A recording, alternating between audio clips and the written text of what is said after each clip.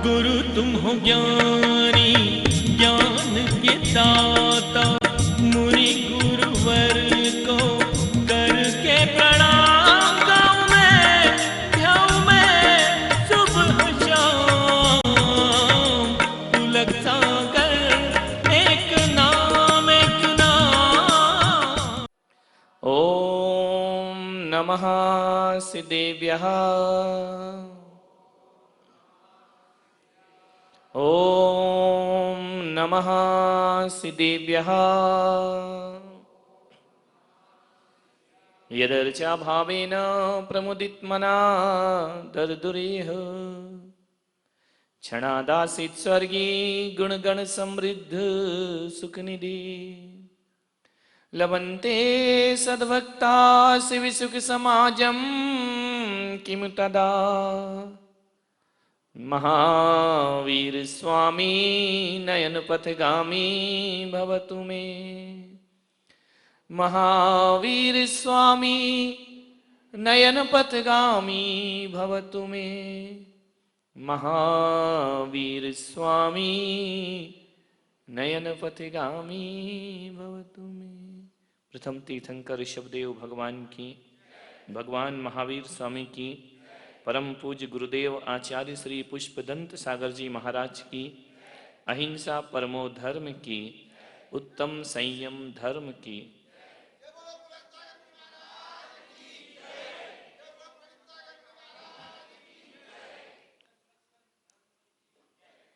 प्यारी प्यारी भव्यात्मा, आज फिर उत्तम संयम का दिन है।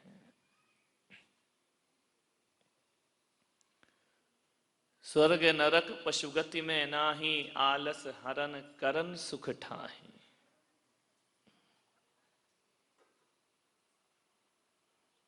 ये संयम देवताओं के भाग्य में नहीं होता। देवता सम्यक दृष्टि हो सकते हैं, देवता जिनेंद्र भगवान के उपासक हो सकते हैं, देवता भगवान के पांचों कल्याणक मना सकते हैं, लेकिन अपना एक भी कल्याणक नहीं कर सकते हैं। देवों के पास संयम नहीं होता। स्वर्ग नरक पशु गति में नाही, नरकों में भी संयम नहीं है। नारकी के भाग्य में कहां संयम है। पशुओं में भी पूर्ण संयम नहीं है। और मनुष्यों में 6 अरब की आबादी है पूरे विश्व की। इन 6 अरब की आबादी में कितने लोग हैं जो संयम धारण करते हैं? 6 अरब की आबादी में कितने लोग संयम धारण करते हैं? 6 अरब तो बहुत बड़ी बात होती है। 1 करोड़ यदि जैन हो इस धरती पर, कितने लोग संयमी होते हैं उसमें? 1%, 2%। कितना मुश्किल है ये संयम। मुट्ठी भर लोग संयम धारण कर पाते हैं। आप लड़के झगड़ के द्वेष भाव से दूसरों को तो जीत सकते हैं, मगर संयम ऐसा है, यहां दूसरों को नहीं खुद को जीतना पड़ता है अपने आप से। संयम क्या होता है? अपने आप से एक युद्ध होता है। ध्यान रखना, हम ही योद्धा हैं, हम ही दुश्मन हैं, हम ही हथियार हैं, हम ही रणनीति हैं, हम ही युद्ध क्षेत्र हैं, हम ही कुरुक्षेत्र हैं। हमें ही हारना है और हमें ही जीतना। अपने आप से एक लड़ाई है संयम। ध्यान रखना, अपनी इंद्रियों से लड़ाई है, अपने मन से लड़ाई है, अपनी इच्छाओं से लड़ाई है, अपनी आकांक्षाओं से लड़ाई है। अपने आप से जो युद्ध लड़ा जाता है उसका नाम संयम हुआ करता। ध्यान रखना, आदमी गैरों से नहीं हारता, जब भी हारता है तो अपने आप से आदमी हारता है। अपने मन के जीते जीत है और मन के हारे हार। संयम का अर्थ है मन को जीतना, संयम का अर्थ है अपने आप को जीतना। ध्यान रखना, जो दूसरों को जीतते हैं वो वीर कहलाते हैं, और जो खुद को जीतते हैं वो महावीर कहलाया करते हैं, वो अतिवीर कहलाते हैं, वो सन्मति कहकर पूज। महावीर ऐसे योद्धा, न हथियार उठाया, न तलवार उठाई, न अस्त्र न शस्त्र, कुछ नहीं उठाया महावीर ने। अस्त्र शस्त्र की बात तो छोड़ दो, अपने तन के वस्त्र भी उतार करके जो फेंक दिया करते हैं वो महावीर अपने आप से लड़े, अपने विचारों से लड़े, अपनी कसायों से लड़े। युद्ध है एक संयम, जिसमें हमें अपने से ही लड़ाई करना है, दूसरों से नहीं करना है। स्वयं से ही युद्ध लड़ना है, अपने विकारों से, अपनी वासनाओं से, अपनी आकांक्षाओं से। आज का दिन संयम का यह दिन है। मान्यवर, बहुत धैर्य रखना पड़ता है अपने आप से युद्ध लड़ने के लिए। जितना सावधान दूसरों से युद्ध लड़ने के लिए सैनिक को होना पड़ता है, एक योद्धा को होना पड़ता है, उससे ज्यादा सावधान जो आत्म योद्धा हुआ करता है, अपने विचारों का योद्धा हुआ, बहुत सावधानी से बड़ा धैर्य रखना पड़ता है। संयम का अर्थ है धैर्य।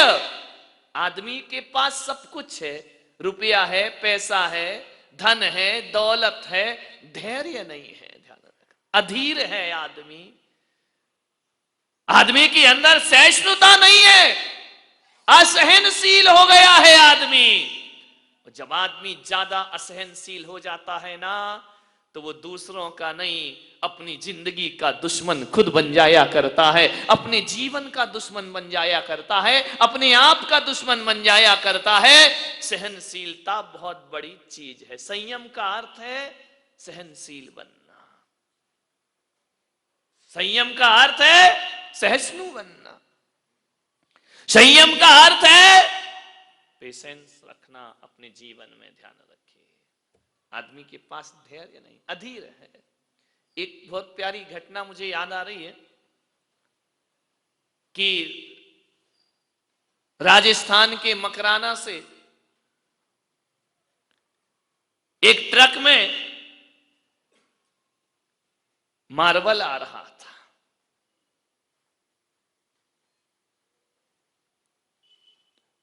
क्या घटना घटती है कि उस ट्रक में एक जिनेंद्र भगवान की मूर्ति भी रखी है और कुछ टाइल्स भी रखे हुए हैं। ट्रक चल करके आ रहा है,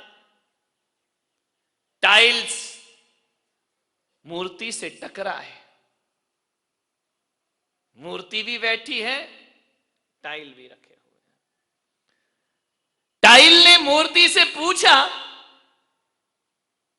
कि देख, हमारा तेरा जन्म एक ही स्थान से हुआ है, उसी माइंस से तू निकला है, उसी से मैं निकला हूं, जो मेरा रंग है वही तेरा रंग है, जिस प्रक्रिया से तुझे निकाला गया उसी प्रक्रिया से मुझे निकाला गया, मुझे निकालने वाला मालिक भी वही था जिसने तुझे जमीन से निकाला है।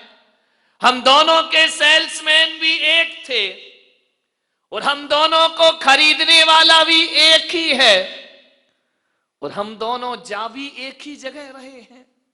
उसी मंदिर में तू जा रही है मूर्ति बनकर, और उसी मंदिर में मैं जा रहा हूं टाइल बनकर। ये तो बताओ कि तुमने ऐसा कौन सा कर्म कर लिया कि उस मंदिर में तुम भगवान बनकर बैठोगे और उसी मंदिर में मैं जमीन पर, लोग तुम्हारे पांव छुएंगे और लोग मुझे अपने पांवों से दलित करेंगे। एक ही खान से निकले हैं, एक ही रंग है, एक ही क्वालिटी है, सब कुछ वही है। तू भगवान कैसे बन गया और मैं जमीन का फर्श कैसे बन गया? गाड़ी चली आ रही है, मूर्ति मुस्कुराई कि तू जमीन का फर्श, तू जमीन पर लगाया जाएगा, तू मेरी वेदी में लगाया जाएगा और मैं उसी वेदी में भगवान बन करके बैठ जाऊंगी। मान्यवर बारामती वालों, तुम्हारा भी जन्म वैसे ही हुआ और मेरा भी जन्म वैसे ही हुआ। तुम टाइल बन गए, हम मुनि महाराज बन गए। ध्यान रखिए, ये विचारों का खेल है, संयम का खेल है। आप नीचे बैठे हैं, हम ऊपर नहीं। तुम्हें ऊपर बैठना तो आ जाओ, किसको बैठना आ जाइए। ऐसा कुछ नहीं कि ऊपर बैठने से कोई महान हो जाता है। एक आदमी ने बोला, महाराज तुम अपने आप को बहुत बड़ा समझते हो। मैंने कहा, यार मैं क्या बड़ा समझता हूँ। बोले, इतने बड़े बड़े लोग आते हैं, धनपति, सब बड़े पढ़े लिखे बुजुर्ग भी आते हैं, वो उनको आप नीचे बिठाते हो और आप ऊपर बैठ जाया करते हो, हैं? तो मैंने कहा, भाई मैं तो ऊपर नहीं बैठता हूँ। तो बोले, मैं तो देखता हूँ मंच पे आपका आसन बड़ा ऊपर है, कमल अमल सब लगा के रखते हो, तब बैठते हो। हम लोगों को छोटा समझते हो, हमें नीचे बिठाया करते हो। मैंने कहा, भाई मैंने कब कहा कि मुझे ऊपर बिठाओ? मैंने कब कहा? मैं तो ये कहता हूं कि आओ तुम भी ऊपर, ताकत है तुम आओ बैठ जाओ। मुझे, मैं ध्यान रख, मैं नहीं कह रहा कि मुझे ऊपर बैठाओ, मैं तो कह रहा हूं तुम भी ऊपर आ जाओ। और ऊपर नहीं आ सकते तो चलो बारामती वालों, मैं नीचे बैठने को तैयार हूं। क्या तुम में इतनी हिम्मत है कि मेरे बराबर बैठने की ताकत रख सको? ध्यान रखिए, विचार करिए। ये कोई लकड़ी की चौकी नहीं है मेरे भाई। लकड़ी की चौकियां, लकड़ियों का आसन तो तुम्हारे घर में भी होता है। यदि तुमने आज मुझे यहां बिठाया है तो ये लकड़ी के आसन पे नहीं बिठाया, ये चरित्र का सिंहासन हुआ करता है, ये संयम का सिंहासन है, ये तब त्याग की, ये चरित्र की चौकी है। ध्यान रखिए, जिस दिन चरित्र नष्ट होगा उस दिन ये बाबा नीचे आ जाएगा। ध्यान रखिए, विचार करना। कोई पुलक सागर को थोड़ी तुमने ऊपर बिठाया है, ऊपर बिठाया है तो एक चारित्र को ऊपर बिठाया है। ध्यान रखना मेरे भाई, एक संयम को ऊपर बिठाया है। यदि आप मैंने संयम धारण किया तो तुमसे ऊपर आकर बैठ गया, और संयम पवित्र हो जाए तो यहां से उठकर वहां जाने की भी ताकत। जितना संयम उतना ऊपर उठोगे। ध्यान रखिए, मान्यवर सोचिए, तुम्हें ऊपर बिठाने को तैयार। जय कुमार जी, थोड़े और लगा दो यहां सिंहासन, इन सबको यहां बिठाना है अपने को। लग जाएगा तो पहला अधिकार तुम्हारा ही होगा बैठने का। जो लगाएगा वही तो बैठेगा। और तुमको क्या दिक्कत है भाई? तुम्हारे आधे केस लॉन्च तो भगवान ने कर दिए, थोड़े बचे वो मैं कर दूंगा, काय का टेंशन लेना है? विचार करिए, सोचना है आपको। ऊपर बैठने से कोई बड़ा नहीं हो जाता और नीचे बैठने से कोई छोटा नहीं हो जाता है। एक बात बताओ, मैं चौकी पे बैठा हूं, तुम जमीन पे बैठे हो, बैठे हो। एक बात बताओ, जो जमीन पर बैठता है वो जमींदार होता है। तुम जमींदार, जो चौकी पे बैठता है, कौन बोला चौकीदार? तुम जमींदार, मैं तुम्हारा चौकीदार। अब बताइए कौन बड़ा और कौन छोटा? आप नीचे बैठकर भी बड़े हैं और मैं नीचे बैठकर भी छोटा। अरे जो जमीन पर बैठे वो जमींदार, जो चौकी पे बैठे वो चौकीदार, जो गद्दे पे बैठे, कौन बोला गद्दार? ध्यान रखिए, मान्यवर सोचिए, ज्यादा गद्दों पे मत बैठो। आप जमींदार, मैं चौकीदार, आप बड़े, मैं छोटा। अब तो तालियां बजा दो मेरे भाई, कितने खुश हो गए बड़े बनने, वाह मजा आ गया। सोचना है। टाइल ने पूछा कि तुम भगवान बन गए, मैं टाइल बन गया, मैंने तुमने कौन सा कर्म किया था? हम एक ही खान में तो पैदा हुए थे, एक ही माइंस में पैदा हुए थे, फिर हमारी ये दशा क्यों और आपकी ये दशा क्यों है? मूर्ति मुस्कुराई। मूर्ति ने कहा, कर्मों को छोड़ो, देख टाइल भाई, तू भी मेरे वंश का है, तू भी मेरा अंश है, मैं भी तेरा अंश हूं। मकराना से तू निकला है, मकराना से मैं निकला हूं, तेरा मेरा रंग एक है, तेरा मेरा वंश एक है, तो फिर हम अलग अलग दशा क्यों हो गई? बोले मेरे पास और तेरे पास थोड़ा सा अंतर हो गया।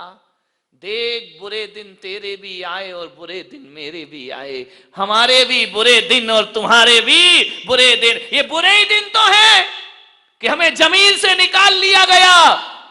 हथौड़ी तुझ पर भी चली और हथौड़ी मुझ पर भी चली, काटा तुझे भी गया और काटा मुझे भी गया। तेरे भी बुरे दिन थे और मेरे भी बुरे दिन थे, लेकिन बस थोड़ी सी गड़बड़ हो गई कि तुझे भी मशीन से काटा गया और मुझे भी मशीन से काटा गया। अरे तुझे भी हथौड़ी पड़ी और मुझे भी हथौड़ी, छेनी हथौड़ी से दोनों को तरासा गया, लेकिन अंतर इतना हो गया कि तू पहली हथौड़ी में टूट गया और मैं 1000 हथौड़ियों में भी टूटा नहीं हो। मैंने धैर्य रखा है, तू तो एक हथौड़ी में टूट गया। इतने से कष्ट पड़े, तू टूट गया, और जो मार्बल टूट गया फिर वो मूर्ति नहीं बनती, वो टाइल बन करके लगा दिया जाता है। और मैंने 1000 हथौड़ियां सहन की हैं, 1000 छेनी के घाव सहन किए हैं, मैंने अपने आप को मजबूत रखा। अरे बुरे दिन में जो धैर्य रखता है, बुरे दिन में जो पेशेंस रखता है, बुरे दिन में जो व्यक्ति संयम रखता है, वो भगवान बन के पूजा जाता है। तू संयम नहीं रख पाया, तू टूट गया, तू चोट सहन नहीं कर पाया, ध्यान रखना। और अरे ओ टाइल भाई, थोड़े से कष्ट सह लेता तो भगवान बन गया होता। बारामती वालों, मैं भी तुमसे यही कह रहा हूं, घर बसाने में कितने कष्ट सहन करते हो, विचार करिए, सोचिए, कितनी तकलीफ सहन करते हो, रुपया कमाने में कितना मेहनत करते हो, कितना कष्ट करते हो। सोचिए आप, परिवार चलाना कोई बच्चों का खेल है? मेरे भाई, लोग कहते हैं महाराज आप 22 परिसय सहते हैं, मेरे तो 22 ही हैं, तुम्हारे तो 22,000 परिश्रय हुआ करते हैं। साधुओं से ज्यादा कष्ट है। जवान बेटे की मौत हो गई, इससे बड़ा दुख क्या होगा आदमी के जीवन में? जमा हुआ व्यापार खत्म हो गया, कैसे सहन करते होगे? तुम तो हमसे कहते हो कि महाराज आपकी सहन शक्ति है, लेकिन मेरे से भी ज्यादा सहन शक्ति तो तुम लोगों की हुआ करती है। करोड़ों का व्यापार खड़े खड़े बर्दाश्त कर लेते हो, जवान लोगों की मौत हो जाती है, दुख सहन कर लेते हो। गुरु तुम हो ज्ञानी